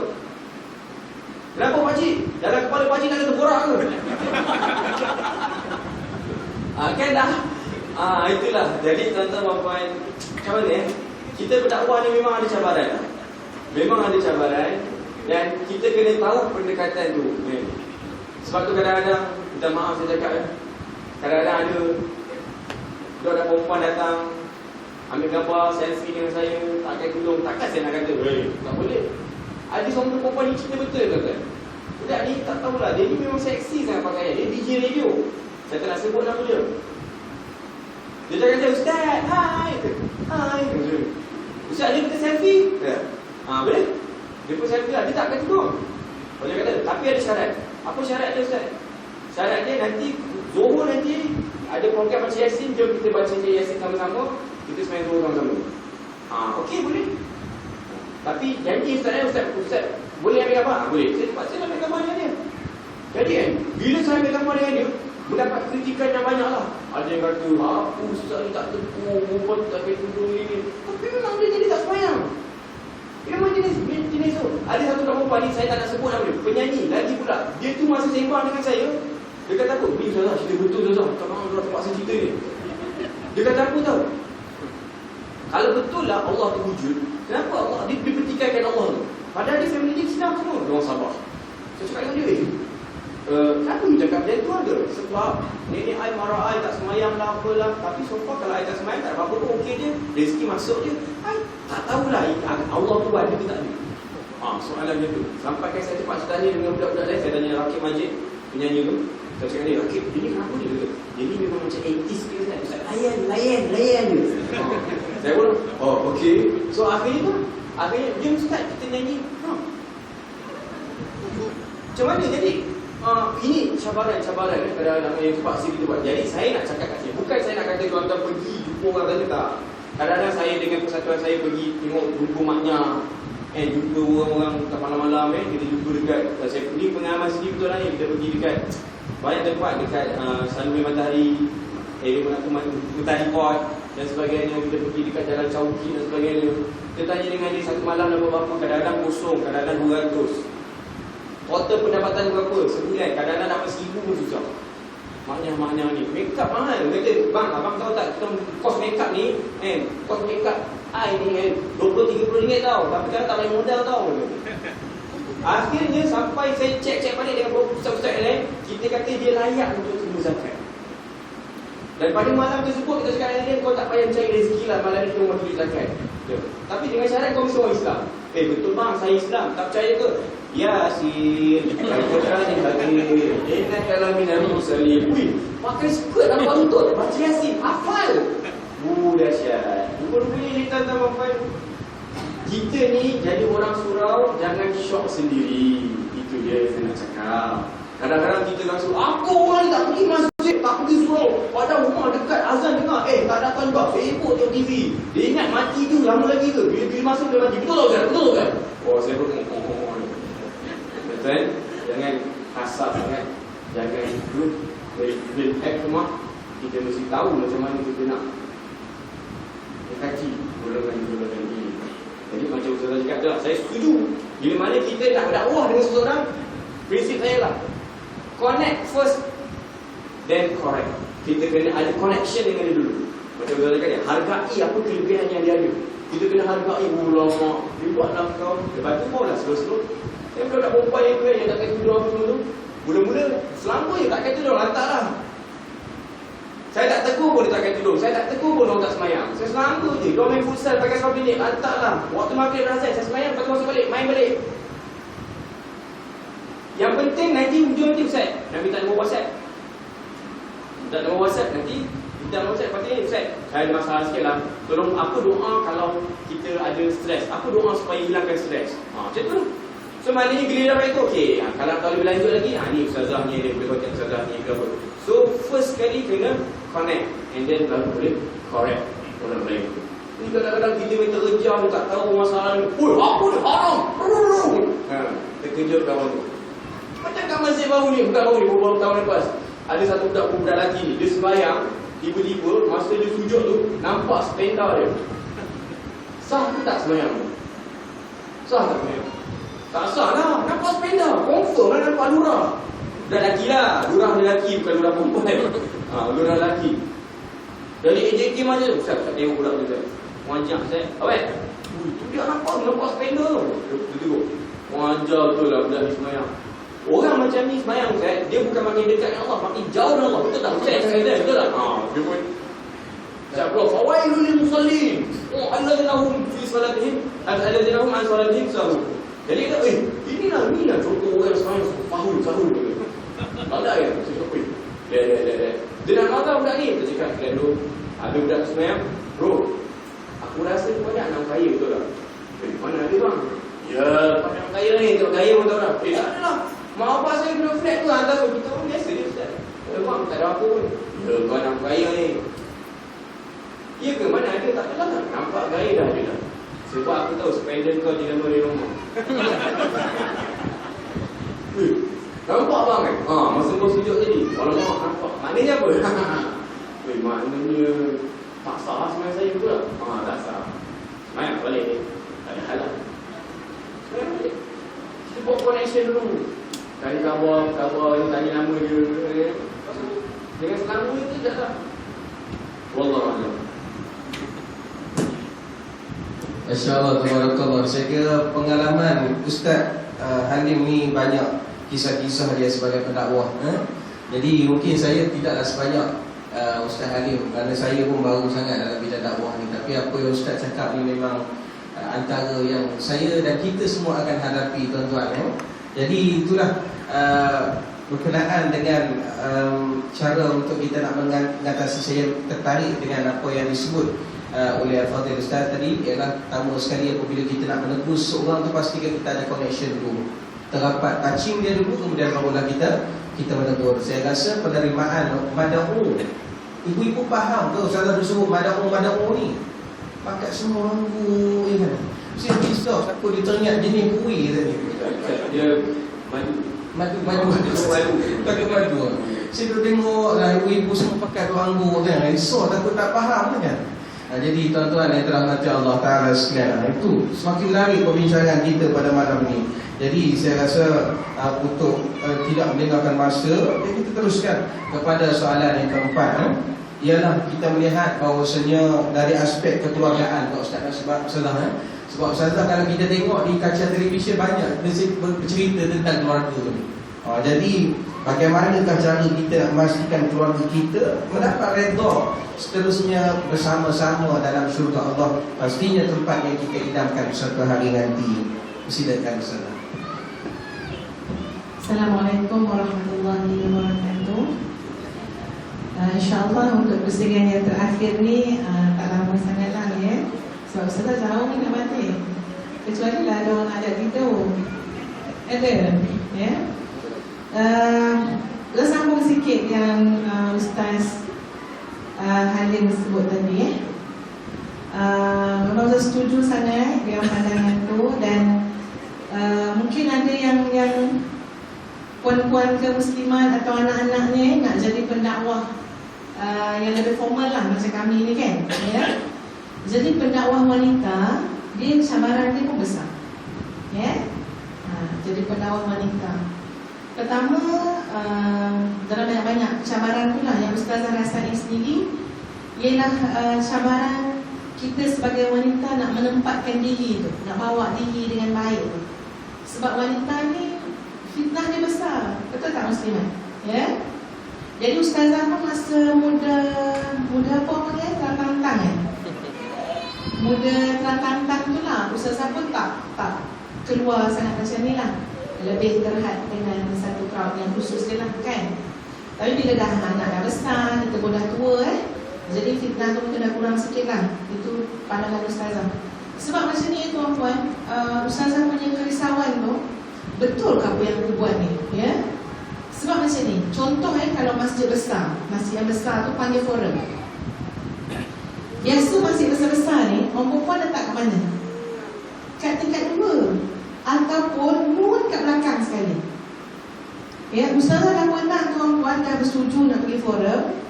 Jadi berforum lah dengan ustaz lelaki kan, moderator dia lelaki, panel seorang lelaki. Lepas tu depan ustazah tu semua lelaki. Nun jauh kat belakang perempuan. Jadi ustazah ni tunduk sampai sakit tengkuk. Esok tu MC pergi spa, picit tengkuk. Sebab tunduk 2 jam. Dan nak angkat-angkat pun takut terkinyit mata pula kat baca depan tu kan. Dan lelaki semua. Masa tu saya fikirkan, betul ke kerja aku buat ni Allah? Dia cakap tengah-tengah ni, betul ke kerja aku buat ni? Sampai tahap ni aku kena dakwah. Ustazah punya risau tuan-tuan. Tak tahulah kalau tanya Syekh Nuruddin, dia ingat dia tak ingat. Sebab pun dah berapa tahun dah. Pasal telefon dia, lepas dengar dia ke udara kat IKIM, ustazah ambil nombor daripada orang IKIM, telefon dia ke telefon dengan pengarah radio IKIM ke, lepas tu bagi cakap dia tak ingat dah. Tapi dia dapat bercakap. Dan saya tanya, minta maaf Tuan Syekh, minta maaf saya nak ganggu Tuan Syekh. Sebab saya tahu dia pakai kan, ya. Tanya Tuan Syekh, apa ni saya perkenali, saya ni orang panggil ustazah, ya. Jadi saya nak tanya macam mana saya bila orang jemput ceramah, forum, crowd lelaki pun ada, lepas tu dalam masjid, lepas tu saya duduk depan tu semua lelaki. Lepas tu dia jawab macam ni, ini antara cabaran pendakwah wanita. Jadi tak semua macam lagi, semua tuan-tuan. Cuba bayang orang depan ni anak dara, ya, macam gambar tu lalu orang kan, ya. Masa muda-muda dulu lah, kurus lagi kan, ya. Semua orang tahu dia apa, single and available kan. Fitnah dia besar. Katanya Syekh Nuruddin, sebab itulah dia nak menempatkan diri dalam dakwah yang macam ni tu. Memang kalau saya, dia kata, untuk dia berceramah semata-mata dengan crowd lelaki tu, memang dia cuba jawab dengan berhemah lah. Lepas tu ustazah pintas, dia kata, tapi Syekh, biasanya crowd ustazah tu pakcik-pakcik tua-tua. Lepas tu Syekh tu jawab apa? Ustazah, lagi tua lagi bahaya. Itu saya ingat saya. Ingatkan yang tua-tua dia selamat kan dia. Lagi tua lagi bahaya, dia kata. Lepas pada tu kan ustazah memang, itu bila pergi forum ke apa kan, dia cakap muslimat ada kan, ada muslimat duduk kat ustazah lah. Kalau duduk orang kanan ataupun duduk kat 2, duduk rapat sikit. Dan ustazah pun duduk mau apa kan, ya. Macam tu je. Jadi nak bawa diri tu kena dengan dia, ya, kena tahu macam mana apa nak jaga adab, akhlak dan sebagainya. Ustazah tu bukan senang jadi pendakwah wanita. Ustazah pernah dikomen oleh banyak orang, sampai dia kata apa? Dia kata, cakaplah kasar-kasar sikit. Last sekali adik ustazah komen, dia kata, dia panggil saya kak-cik, apa, janganlah cakap suara macam itik nila. Itik nila, dia kata. Ustazah tak pernah dengar suara itik nila. Lepas tu, ingat ustazah nak ke suara itik nila ceramah. Tapi dia teguran. Dia kata macam ni lah adik, jom ikut kak-cik forum. Masa forum IKIM, forum perdana tu kan, forum radio. Nanti adik bagi isyarat kat kak-cik tau. Kalau suara kak-cik jadi itik nila balik, bagilah isyarat buntang mata ke apa. Okey, beres. Ustazah dia nak ngelakkan suara itik nila tuan-tuan. Ceramah lah sekuat-kuat dan suara pakai suara parau tu, ya. Last sekali tak habis forum, adik sama tak angkat mata lah, maknanya betul lah tu. Ada orang SMS, ustazah, kenapa garang sangat? Payah nak bawa diri Kita cakap elok, dia kata suara itik nila. Kita kerahkan, dia kata garang sangat. So Sudahnya pandai-pandailah bawa diri sebagai seorang pendakwah. Jadi pendakwah kena jaga hati dengan Allah, kena ikhlas. InsyaAllah kalau ikhlas, dibimbing Allah, dijaga Allah untuk jadi pendakwah yang baik-baik, insyaAllah. Sekiranya nak jadi pendakwah formal lah, dia setakat jadi pendakwah dengan suami masing-masing, gunalah suara teknila tu. Jangan pula suara yang garang guna kan, guna suara teknila. Ustazah tuan-tuan, pernah ya suami ustazah komen ustazah kan, dan dia terpahat lah dekat kepala sebab orang lelaki ni, tak tahu lah betul ke tak dia orang lelaki sini kan ya? Setuju tak setuju? Orang lelaki ni ke mana pun dia nak isteri dia cakap dengan lembut. Setuju tak tuan-tuan? Ya, macam Ustaz Alim ni lagi bahaya. Dia dah dengar suara maknya lagi lembut. Jadi jangan sampai suara kita lebih kasar daripada maknya. Suara dia lembut, betul Ustaz. Ego macam mana lelaki tu, ganas macam mana lelaki tu, Ustazah ada sikit keyakinan lah. InsyaAllah dengan lemah lembut, dengan sabar, akan ada yang berubah. Akan masa sikit sebab tu Hasan al-Banna kata ad-da'watu fannun was-sabru fiha jihad. Dakwah itu seni. Seni bila seni maknanya kena banyak cara lah. Mana boleh orang seni tapi pandainya lagu negaraku je. Seni ke orang seni ke? Tak. Macam lagu dia bernyanyi, orang seni. Was-sabru fiha jihad. Sabar atas kesenian berdakwah tu jihad. Jadi kan tuan-tuan, saya tunjuk contoh lah walaupun terkenal tak pakai hidung sendiri pun tak apa lah. Kadang-kadang macam ustazah ni lah, dah biasa dengar suara si kuat kan pakai mikrofon kan. Jadi kadang-kadang agaknya lah, dia suara tu terkuat, dia ternyaring. Jadi suami-suami ni, suami tu seorang je ya. Inilah para suami yang lain ni. Jadi suami ni kan dia sangat cepat kerja hati tau. Kalau isteri tu angkat suara, tapi dia selalu pertahankan. Dia kata tak angkat ya, rasa macam dah okey dah ya. Tapi satu hari suami dia cakap macam ni. Dia kata mak dia tak belajar tinggi, mak dia tak ada sijil. Dia mula nak kata ustazah kan ya, jauh sekali nak ambil ijazah usuluddin, jauh sekali nak ada master usuluddin, dia cakap. Tapi Ustazah baik lah dengar dia cakap kan. Tapi dia kata selama dia hidup dengan mak ayah dia, dia tak pernah dengar mak dia angkat suara depan ayah dia. Jadi Ustazah memang appreciate sangat teguran itu. Dan ingat sampai hari ni tuan-puan, ingat tengok lisanul hal yang mak mertua bagi pada anak dia. Mak tak pernah angkat suara depan ayah kamu ya. Jadi anak dia boleh cakap, dia tak belajar tinggi, jauh sekali nak ambil usuluddin, tapi sepanjang hidup ni orang tua-tua dulu kan ya, tak pernah angkat suara depan apa. Jadi ustazah seangkut tu dengan lapang dada lah. Maknanya selalu beringat, suara kena jaga tone Kita nak dakwah suami ke, nak nasihat ke, nak tegur pasti nak jadikan lebih baik. Jaga nilai yang ada pada kita dalam muslimat supaya jagalah adab, kelembutan. Sebab insya-Allah suami-suami kita orang lelaki kalah dengan kelembutan yang ada pada seorang wanita. Lepas ni kan tuan-tuan tengok macam mana isteri tuan-tuan balik ni sekarang. Dia takut tak terdengar dia cakap kan ya. Nampak kumat kamit dia mulut tu. Tengah cakap ke kata suami dia punya lembut ya. InsyaAllah berubah. Ya, syukur tuan-tuan. Sebab ini di antara syarat-syarat tadi lah nak jadi pendakwah yang bukan saja formal dekat rumah ni lah ya, dalam masyarakat kita. Dan ustazah tak nak lah ya, Asyik kata kena orang perempuan dia kena bagi kat seperti orang lelaki ya, jadi orang lelaki macam ni.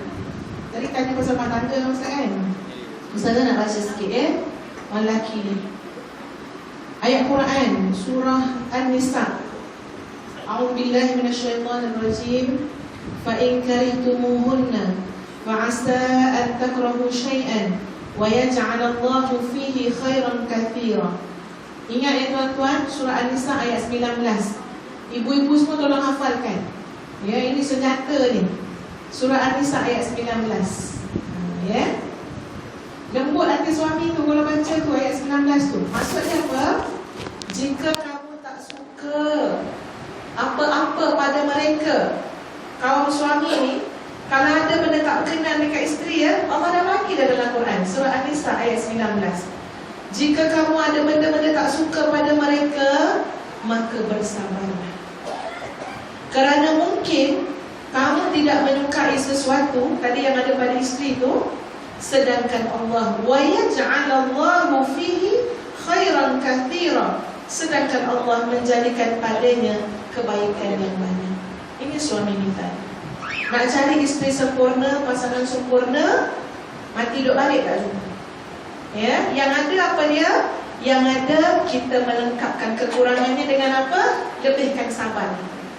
Jadi ini panduan yang Allah bagi kepada para suami, termasuk juga isteri. Nampak kekurangan pada pasangan masing-masing, tetap ya kita boleh dakwah, boleh tegur, tapi lapangkan hati, pasti ada kebaikan pada setiap perkara yang berlaku. Berapa banyak tuan-puan kerana kelemahan pasangan kita menjadikan kita orang yang akhirnya tersungkur atas tikas dadah. Tolonglah ya Allah baiki suami aku, tolong ya Allah baiki isteri aku, dah kita makin dekat dengan Allah. Sebab itu jadikan Quran sunnah sebagai panduan hidup. InsyaAllah jadi apa pun kita pendakwah ke suami isteri, InsyaAllah akan dibantu dibimbing Allah menjadi orang-orang yang soleh dan solehah. Ustazah ucapkan terima kasih kepada semua ya, muslimin muslimat, khususnya pada ahli kuasa surah Al-Furqan, ya, pada ustaz kalau ada yang terkasar bahasa, tersinggung dan sebagainya, saya minta maaf. Ya, insyaAllah kita bertemu lagi pada masa yang lain. Ustazah mendoakan kesejahteraan dan keberkatan kita semua. Wabillahi taufiq wal hidayah. Assalamualaikum warahmatullahi wabarakatuh. Waalaikumsalam warahmatullahi wabarakatuh. Jazakillah pada Ustazah kerana sudi bersama kita pada malam ini. Jadi tuan-tuan dan puan-puan yang dirahmati Allah, pastinya kita dah sampai ke ujung forum perdana kita pada malam ini. Jadi sebelum saya buat kesimpulan tuan-tuan, kita ambil sedikitlah kesimpulan daripada Ustaz berkenaan dengan tajuk kita pada malam ni. Ustaz, lebih kurang dalam buku Ustaz lah. Kita semua adalah pendakwah. Selesai. Terima kasih banyak. Tadi saya kan ada lah terpesona dengan penyampaian yang telah disampaikan oleh Kak Cik tadi, Tuan Ustaz Musa, dan saya doakan mudah-mudahan kita semua dapat mengamalkan setiap apa yang telah disampaikan tadi. Kalau tak dapat semua pun perlahan-lahan kita dapatlah berapa banyak yang kita mampu. Okey. Jadi bercerita tentang dakwah ni, mungkin saya perlu tekadkan lagi bahawa ada perbezaan antara dakwah dan juga tarbiyah. Tapi ramai orang yang tidak faham dan akhirnya terkeliru pendekatan mana yang patut diambil pada orang yang kita nak sampaikan. Kadang-kadang perlu kita sampaikan secara tarbiyah dan ada juga yang perlu disampaikan secara dakwah. Secara dakwah ni maksudnya seseorang itu bila contoh macam orang kafir ataupun orang yang jahil, kita kena berdakwah pada dia. Dan kalau orang tu dia dah ada asas yang baik, maka kita perlu tarbiyah dia. Tak sama pendekatan. Sebab tu kadang-kadang kalau saya jumpa ni, contohlah, bukan nak kena kawan perempuan, contoh je. Kalau seorang tuan perempuan tu, dia ni asalnya daripada pelajar ma'had tahfiz, okey, kemudian dah hafal Al-Quran sebagai contoh, berpakaian begitu sopan. Jadi maknanya dia pakai jubah, pakai burdah. Jubah pun bukan jubah biasa, jubah pun jubah yang apa ni, kain keras, yang macam kemah tu. Kalau kena tiup angin pun tetap tegak kain tu. Okay. Tiba-tiba tak lama lepas tu kita jumpa dia lagi, tengok dia dah pakai tudung, tapi tudungnya tudung kecil sikit. Kemudian dah mula pakai seluar. Contoh lagi contoh. Jadi orang macam ni, saya kena cakap dengan dia, kenapa awak jadi macam ni? Pakaian awak ni tak sesuai dengan imej awak sebagai seorang hafizah. Contoh. Tapi itu senario pertama. Senario yang kedua, saya jumpa orang lain pula. Contoh dia ni asalnya pakai skirt. Pakai skirt nampak lutut. Jenis pakai baju jenis baju tak ada lengan, nampak ketiak. Lepas tu tiba-tiba tak lama lepas tu saya jumpa dia lagi, dia dah mula pakai baju kurung. kemudian dah mula pakai tudung apa ni? Tudung Bawal. bukan tudung bawal, tudung apa? Tudung yang berjambul tu. Macam wanita ayu lah. Sorry. Saya sebut. Jadi walaupun tak sempurna, terkeluar dengan jambul ni. Tapi cakap, cantiknya ya Allah lawanya. Cantik tak Ustaz? Kalau nak ikutkan, pakaian dia lebih teruk daripada yang tadi tu. Wanita yang hafizah tu. Tapi oleh kerana ada peningkatan daripada pakai skirt jadi pakai baju kurung dan juga ada dah mula berjinak-jinak dengan tudung, maka ketika itu kita akan hargai apa yang dia dah lakukan kerana ada peningkatan. Kalau ada penurunan, kita akan tegur, tak boleh, ni salah ni. Kalau ada peningkatan, kita akan puji supaya dia lebih bersemangat untuk nak naik lagi. Jadi inilah. Jadi kita tengok orang lain, kalau dulu dia rajin pergi surau, dia rajin pergi masjid, tiba-tiba dah kurang saja lah, kita boleh tegur dia lah. Tapi orang lain yang jarang pergi masjid, tiba-tiba nampak masjid, wah alhamdulillah, kita kena puji dia. Ini pendekatan yang berbeza, yang perlu untuk kita tahu yang mana yang patut kita puji, yang mana yang patut kita dekati, yang mana yang itu, yang ini dan sebagainya. Yang ini ramai orang tersilap. Okey, jadi mudah-mudahan kita akan terus bermotivasi untuk menyampaikan mesej dakwah. Allah Ta'ala sebut kita ni ialah aslih nafsak wa ghairah. Baik perbaiki diri sendiri, kemudian ajak orang lain untuk ke arah kebaikan. Yang terakhir, last sekali, hikmah. Tadi Ustaz dah sebut dah. Modern kita sebut ud'u ila sabili rabbika bil hikmati wal mau'izatil hasanah. Hikmah tu artinya apa? Kebijaksanaan. Jadi maknanya kalau kita nak dakwah dengan orang, macam Ustaz cakap tadi, Imam Hasan Banang kata apa?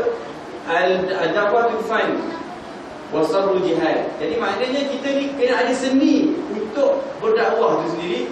Hikmah itu bukannya artinya lemah lembut semata-mata. Hikmah tu artinya yang paling sesuai untuk orang tersebut. Itu arti hikmah. Jadi contohnya lah, kalau kita tengok Sayyidina Abu Bakar, mungkin orangnya lemah lembut, sopan santun, orangnya berdiplomasi dan sebagainya. Tapi kita tengok Sayyidina Umar pula je, orang keras. Dia kata, "Faman syaa falyu'min, wa man syaa falyakfur." Siapa nak beriman, tak nak beriman, lantang kau, masuk neraka, padan kau. Itu cara Sayyidina Umar. Adakah cara Sayyidina Umar tidak berhikmah? Berhikmah juga, sebab sesuai dengan pendekatannya. Kita tengok Sayyidina Umar kalau nak luruskan saf, dia akan gunakan pedang. Masa nak sembahyang, okey, aku pakai pedang ni, siapa luka nasib. Kan dia tegakkan saf pakai pedang. Terkena pedang aku, luka padam dulu. Kalau dia tengok ada orang berdua-duaan, dia akan lempang dulu baru tanya, awak ni suami isteri ke tak? Dia duduk kat tepi taman ni. Dua orang ni bercumbu-cumbuan, padahal suami isteri. Dia akan lempang dulu, lepas tu baru tanya, awak ni suami isteri ke tak? Itu cara pendekatan Sayyidina Umar. Hikmah ke tak hikmah?